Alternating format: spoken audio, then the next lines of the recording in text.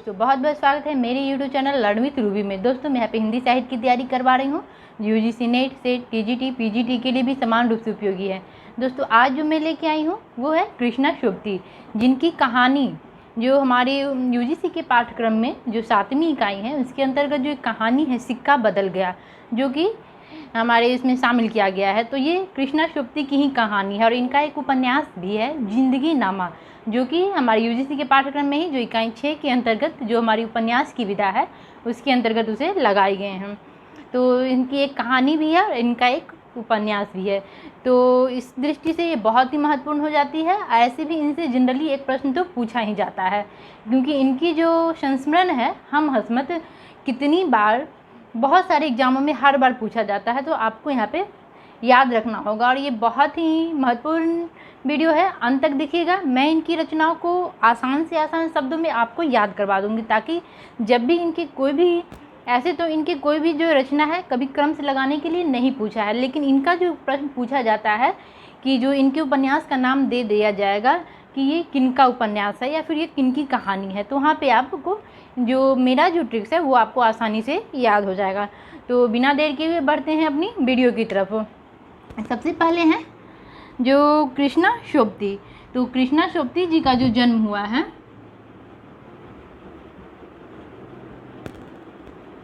कृष्णा शोभती इनका जो जन्म हुआ है, तो इनका जो जन्म 1925 में हुआ है।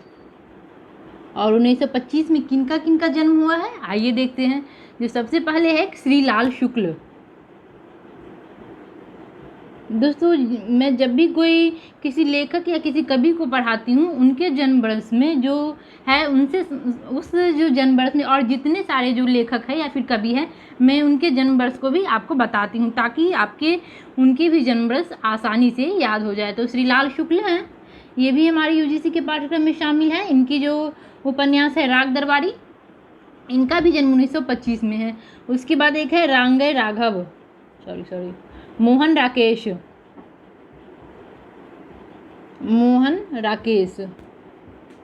जो इन तीनों का जो जन्म वर्ष है ये 1925 में याद रखना है, 25 में है। तो इसे कैसे याद रखना है आइए हम बता देते हैं।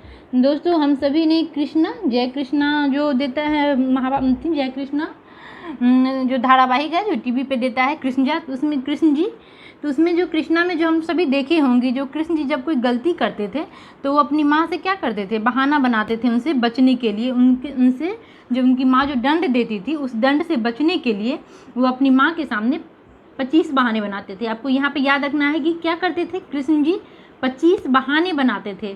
तो इसे कैसे हो जाएगा कि श्री से हो जाएगा श्रीलाल शुक्ल का श्री, और कृष्णा से हो जाएगा कृष्ण, श्री कृष्ण मोहन तो कृष्ण जी का ही दूसरा नाम है, इसे हम याद रख लेंगे कि श्री कृष्ण मोहन 25 बहाने बनाते हैं। क्या करते हैं, 25 बहाने बनाते हैं। वो अपनी माँ के डांट से बचने के लिए 25 बहाने बनाते हैं।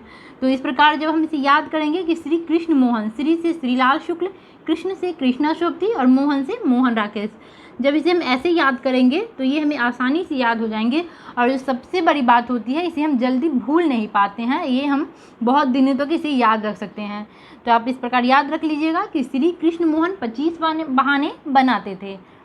तो ये मुझे उम्मीद है कि आपको ये जन्म वर्ष आसानी से याद हो गए होंगे। अब देख लेते हैं इनसे संबंधित कुछ महत्वपूर्ण तथ्य और साथ में उनके उपन्यास। जो इनसे संबंधित जो महत्वपूर्ण तथ्य है कि उन्हें 1980 में साहित्य अकादमी का पुरस्कार मिला है। ये किस लिए मिला है, तो ये जिंदगी नामा के लिए मिला है। अगर कभी कभी पूछ दिया जाता है कि 1980 में इन्हें साहित्य अकादमी का पुरस्कार मिला है जिंदगी नामा के लिए। जिंदगी नामा जो उपन्यास है जो कि हमारे UGC के पाठ्यक्रम में शामिल किया गया है। और 2017 में इन्हें ज्ञानपीठ का पुरस्कार मिला है। उसके बाद है मित्रों मरजानी, इनकी एक रचना है मित्रों मरजानी, उसमें स्त्री लेखन का प्रस्थान बिंदु कहा जाता है। और ये भी प्रश्न कितनी बार UGC में पूछा गया है कि किस उपन्यास को या फिर किस रचना से स्त्री लेखन का प्रस्थान बिंदु माना जाता है, किस रचना को। तो यहाँ पे मित्रों मरजानी। और कभी कभी ये भी पूछ देता है कि मित्रों मरजानी किसकी रचना है, तो मित्रों मरजानी जो है वो कृष्णा शोभती की रचना है। तो देख लेते हैं इनकी कहानी। इनकी 2 ही कहानी है, एक है सिक्का बदल गया जो कि 1948 ईस्वी में आई है। और उसके बाद जो दूसरी कहानी है बादलों के घेरे में, तो ये 1980 में आई है। तो दो ही कहानी है, ये आपको अच्छे से ऐसे ही याद हो जाएगा। एक तो आपको सिक्का बदल गया याद ही होगा, और दूसरी है बादलों के घेरे में। यानी क्या करते, जब कोई हमें सिक्का मिलता है, अगर हमें कहीं सिक्का मिलता है तो क्या करते हैं, हम उसको पकड़ के बैठ जाते हैं, पकड़ लेते हैं उसको। तुमसे ऐसे याद कर लेंगे, क्या करते हैं, सिक्का को हम घेर लेते हैं।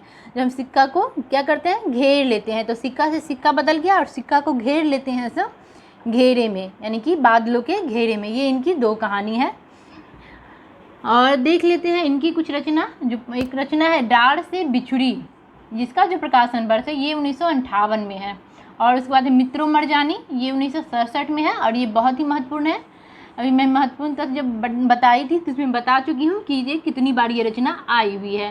तो यहाँ से आपको इसका प्रकाशन वर्ष आपको याद रखना होगा, 1967 ईस्वी। उसके बाद जो इनकी एक रचना है यारों के यार, यारों के यार जो है ये 1968 में है। उसके बाद है तीन के पहाड़, तीन के पहाड़ कब है, तो ये भी 1968 में है। उसके बाद है ए लड़की, ये लड़की 1991 में है। तो ये इनकी 5 रचना है, जो कहीं कहीं लंबी कहानी दी रहती है। आपको ये याद रखना है कि इनकी कहानी 2 है, सिक्का बदल गया और बादलों के घेरे में। और ये जो 5 रचना है ये कहीं कहीं लंबी कहानी दिया हुआ है, कहीं कहीं उपन्यासिका दिया हुआ है, तो कहीं कहीं आख्यानिका दिया हुआ है। तो ये तीनों में आपको याद रखना होगा कि ये ना उपन्यास की श्रेणी में आते हैं, ना ही कहानी की श्रेणी में आते हैं। कहानी में जब भी आएगा तो लंबी कहानी में और या फिर उपन्यासिका में।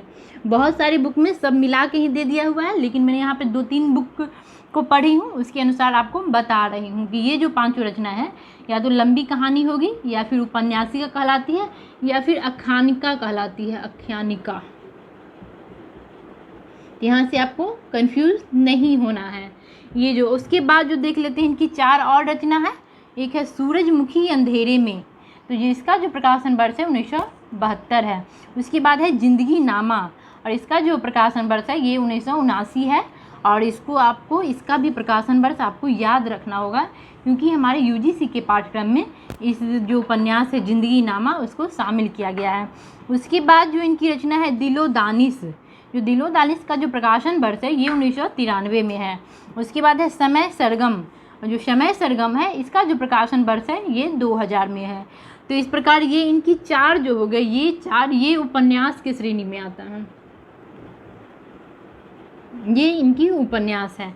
उसके बाद इनकी एक और रचना है गुजरात पाकिस्तान से गुजरात हिंदुस्तान, यानी कि जब कृष्णा शोभती का जन्म जो भारत विभाजन से पूर्व हुआ था, जो बंटवारे के बाद वो पाकिस्तान में हो गया, तो वहाँ से पाकिस्तान से वो गुजरात, यही लिख रही है यहाँ पे, जो पहले गुजरात पाकिस्तान था उसके बाद वो भारत आ गए। तो उसी पे ये अपना उन्होंने आत्मकथा लिखा है कि गुजरात पाकिस्तान से गुजरात हिंदुस्तान, ये उनकी आत्मकथा है जो 1917 में है। ये आपका प्रकाशन वर्ष 1917 है।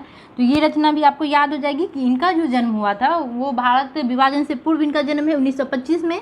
तो वो जो गुजरात पाकिस्तान में हुआ था वहाँ से वो फिर भारत आ गई, यानी कि वो गुजरात हिंदुस्तान में आ गई। हम सभी जानते हैं कि जो हमारे जो 2-3 राज्य हैं, 3-4 राज्य हैं, उनका बंटवारा हुआ था विभाजन से। विभाजन जब भारत और पाकिस्तान का जो विभाजन हुआ है तो कुछ राज्यों का भी बंटवारा हुआ है। तो यहाँ से हम उसे याद रखेंगे, गुजरात पाकिस्तान से गुजरात हिंदुस्तान, और ये इनकी आत्मकथा है। तो ये भी आपको याद हो गई होगी। अब जो देख लेते हैं कि जो इनके जो ये लंबी कहानी है या फिर उपन्यासिका कहिए या आख्यानिका कहिए, इसे कैसे याद करना है। तो सबसे पहले हमें याद रखना है कि ये किनकी रचना है, तो ये कृष्णा शोभती की रचना है। तो हम इसे कृष्णा से हम इसे कृष्ण याद रख सकते हैं, कृष्ण भगवान कृष्ण।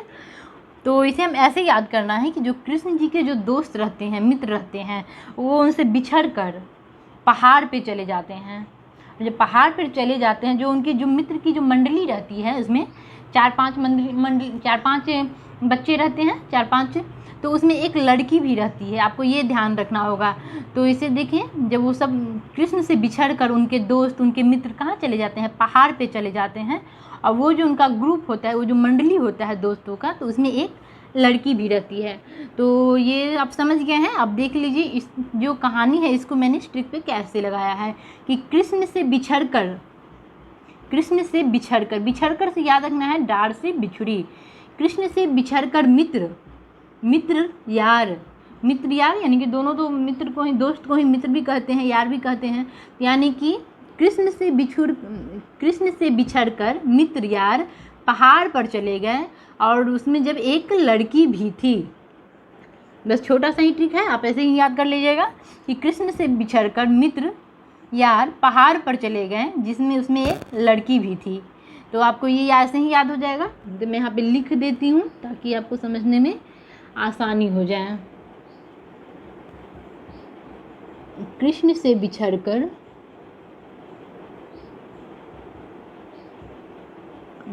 मित्र, मित्र से हो जाएगा मित्रो मरजानी, उसके बाद मित्र यार, यार से हो जाएगा यारों के यार, पहाड़ पर चले गए, पहाड़ से हो जाएगा तीन के पहाड़, पहाड़ पर चले गए, पहाड़ पर चले गए। उसमें एक लड़की भी थी, एक लड़की थी राधा जी, समझ लीजिए कि उसमें एक लड़की थी। वो कौन थी? राधा जी थी। तो उसमें एक लड़की थी राधा जी। इसे आप समझ लेंगे कि कृष्ण से बिछड़कर मित्र यार पहाड़ पर चले गए। पहाड़ से भी आप याद रख सकते हैं, पहाड़ अगर नहीं, गोवर्धन पर्वत, ये तो सभी बहुत ही प्रसिद्ध है उनकी कथा। तो सब कहाँ चले गए? गोवर्धन पर्वत पे चले गए। उसमें एक लड़की भी थी, यानी कि कृष्ण से बिछड़कर मित्र यार पहाड़ पर चले गए, उसमें एक लड़की थी। तो ये आपको जो उनकी लंबी कहानी है या फिर उपन्यास क्या कहिए, ये इनका उसका ट्रिक हो गया, जिसे आप नोट कर लिए होंगे। अब देख लेते हैं जो इनके 4 उपन्यास है कि सूरजमुखी अंधेरे में, जिंदगी नामा, दिलो दानिश और समय सरगम। तो इसको कैसे याद रखना है? यहाँ पे मैंने कृष्ण बताया है कि कृष्ण से बिछड़कर, और यहाँ जो देना है सोबती। यहाँ पे हम सभी क्या करते हैं अपनी ज़िंदगी को, मतलब जो लंबी उम्र पाने के लिए हम लोग क्या करते हैं? सुबह अंधेरे में उठ जाते हैं, उसके बाद बहुत सारे लोग प्राणायाम करते हैं या फिर कोई ना कोई योग करते हैं। तो क्या करते हैं, हम अपनी ज़िंदगी को ही बढ़ाने के लिए समय देने लगे हैं, क्योंकि हमारे पास इतना समय नहीं है। हम अब इतने व्यस्त हो चुके हैं कि हमें हमारे लिए खुद के देने के लिए भी समय नहीं है। लेकिन तो इसीलिए जब हमारे पास समय नहीं है, तो यहाँ सोबती ने क्या किया, अपने लिए समय निकालना शुरू किया। तो इसको देखिए यहाँ पे कैसे याद करना है। सोबती अंधेरे में,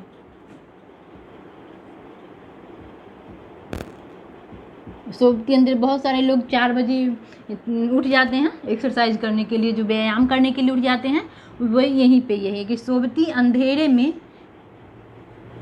जिंदगी हम लोग क्यों एक्सरसाइज क्यों करते हैं कि ज़िंदगी हमारी बची रहे, हम स्वस्थ रहें, हमें कोई बीमारी ना हो। तो ज़िंदगी को दान में, अपनी ही ज़िंदगी को हम क्या करने लगे, दान में समय देने लगे, क्योंकि हमारे पास तो समय ही नहीं था। हम अब इतने व्यस्त हो गए हैं कि हमारे लिए खुद को देने के लिए हमारे पास समय नहीं है। तो यहाँ पे क्या की सोबती ने खुद के लिए समय देने लगी, योगा करने लगी, या फिर कहिए प्राणायाम एक्सरसाइज वगैरह करने लगी। तो इसको बस ऐसे ही याद करना है कि सोबती से याद हो जाएगा कृष्णा सोबती। अंधेरे में, अंधेरे से सूरजमुखी अंधेरे में, और जिंदगी से जिंदगी नामा, दान से आपको रखना है दिलो दानिश, और समय से समय सरगम। यानी कि सोबती अंधेरे में जिंदगी को दान में समय देने लगे। इस बस एक लाइन का ही दोनों ट्रिक है। अगर आपको ऐसे याद हो जा रहा है तो ऐसे ही सही, अगर नहीं याद हो रहा है तो आप इस ट्रिक को देखेंगे तो ये आपको आसानी से याद हो जाएंगे। यानी कि सोबती अंधेरे में जिंदगी को दान में समय देने लगे। उसके बाद इनके कुछ संस्मरण है जो कि बहुत महत्वपूर्ण है और एग्जाम में तो प्रश्न पूछे जाते हैं। इनका जो एक है कि हम हसमत, ये 3 भागों में है और इसका जो प्रकाशन वर्ष है 1999। और ये प्रकाशन वर्ष आपको याद रखना होगा, क्योंकि जब भी 4 संस्मरण को क्रम से लगाने के लिए आते हैं तो एक हम हसमत पूछा जाता है कि क्रम से लगाने में रहता है। तो यहाँ पे आपको ये याद हो जाएगा कि 1999 याद रखना है। उसके बाद और बहुत सारे एग्जाम में पूछा जाता है कि हम हसमत किसकी रचना है, तो ये भी आपको याद रखना होगा कि ये कृष्णा सोबती की रचना है। उसके बाद जो दूसरा इनका संस्मरण है सोबती एक सोहबत, ये तो आपको ऐसे ही याद हो जाएगा कि सोबती एक सोहबत। उसके बाद है शब्दों के आलोक में, सोबती वैद संवाद, उसके बाद जो है मुक्ति बोध एक व्यक्तित्व सही की तलाश में, जो 2017 में है। तो ज़्यादातर एग्जाम में या तो हम हस्मत पूछा जाता है या फिर मुक्ति बोध एक व्यक्तित्व सही की तलाश में ही ज़्यादातर ये दोनों रचना पूछी जाती है। तो इसे आप 2017 याद कर लेंगे और हम हस्मत का 1999 आप याद कर लेंगे, बहुत ही ज़रूरी है। और इनकी दो ही जो संस्मरण है ज़्यादा महत्वपूर्ण है, एक तो हम हस्मत और दूसरा है एक मुक्ति बोध एक व्यक्तित्व सही की तलाश में। तो यहाँ से ये इनकी दो ही संस्मरण ज़्यादा महत्वपूर्ण है, ये बाकी उतना महत्वपूर्ण नहीं है। ये तो दो तो ऐसे ही आपको याद हो जाएगा, शोभती एक शोभत और शोभती वैद संवाद। तो छूट किया जाता है शब्दों के आलोक में। तो क्या इसे कैसे याद रखेंगे कि हम शब्दों में मुक्ति बोध के व्यक्तित्व को तलाश रहे हैं। हम शब्दों में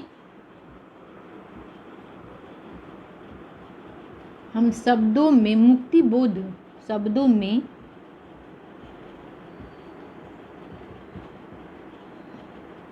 मुक्ति बोध की व्यक्तित्व को तलाश रहे हैं।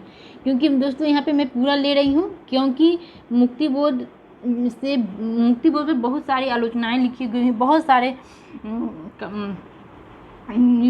सारी आलोचनाएं लिखी गई है। तो हम अक्सर कन्फ्यूज हो जाते हैं। तो कि हम शब्दों में मुक्ति बोध की व्यक्तित्व तलाश रहे हैं, जब हम इसे याद कर लेंगे तो हम यहाँ पे कन्फ्यूज नहीं होंगे, तलाश रहे हैं।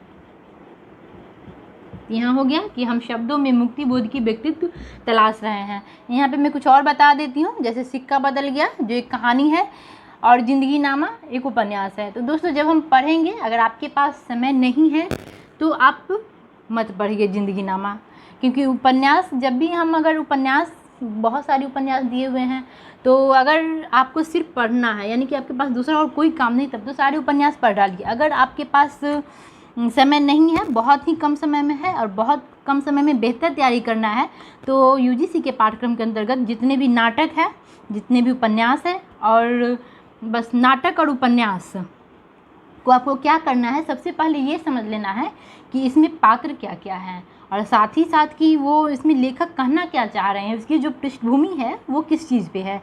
अगर आप इतना समझ लेते हैं, उसके बाद जो लेखक है, लेखक का जन्म वर्ष और जो उपन्यास या फिर नाटक है उसका प्रकाशन वर्ष, ये 3-4 चीज़ आप याद रख लेंगे तो लगभग 50 से 60% प्रश्न आपके वहाँ पे सही हो जाएंगे। तो जिंदगी नामा का ही जो छोटा रूप है वो सिक्का बदल गया है, दोनों ही देश विभाजन पर आधारित है। जो पात्र यानी कि जो जिंदगी नामा में जो प्रमुख पात्र है, एक शाहजी है, एक साहनी है, और यही दोनों पात्र सिक्का बदल गया में ही है। यानी कि इसे हम कह सकते हैं कि जो जिंदगी नामा का एक छोटा सा रूप उन्होंने सिक्का बदल गया में दिखाया है। इसमें भी पात्र जो है वो शाहजी और साहनी है, जो पाकिस्तान में दिखाया गया है कि जो आज़ादी से पहले का दिखाया गया, और बंटवारा के बाद कैसे वो भारत आ जाती हैं, अपना घर, अपना गाँव छोड़ के, वही जिंदगी नामा में भी दिखाया गया और वही चीज़ सिक्का बदल गया में ही दिखाया गया है। दोस्तों मुझे उम्मीद है कि आपको आज का मेरा प्रयास अच्छा लगा होगा, और अच्छा लगा तो प्लीज़ कमेंट में बताइएगा। और पहली बार मेरे चैनल को देख रहे हैं तो सब्सक्राइब कीजिए, लाइक कीजिए, अपने दोस्तों के साथ शेयर कीजिए, और मेरे साथ बने रहने के लिए बहुत बहुत धन्यवाद दोस्तों। घर में रहिए, स्वस्थ रहिए, नमस्कार। दोस्तों अगर आपको PDF चाहिए हिंदी साहित्य में, जो हमारे UGC का पाठ्यक्रम है उसमें 10 यूनिट, तो मैं फ्री में प्रोवाइड करवा रही हूँ PDF। इसके लिए आपको क्या करना है, तो इसके लिए सबसे पहले मेरे चैनल को सब्सक्राइब करना है, और मेरा जो टेलीग्राम ग्रुप चल रहा है learn with Ruby UGC net, उसके अंतर्गत आपको ज्वाइन कर लेना है। और अगर मेरे साथ बने रहने के लिए बहुत बहुत धन्यवाद दोस्तों। घर में रहिए, स्वस्थ रहिए, नमस्कार।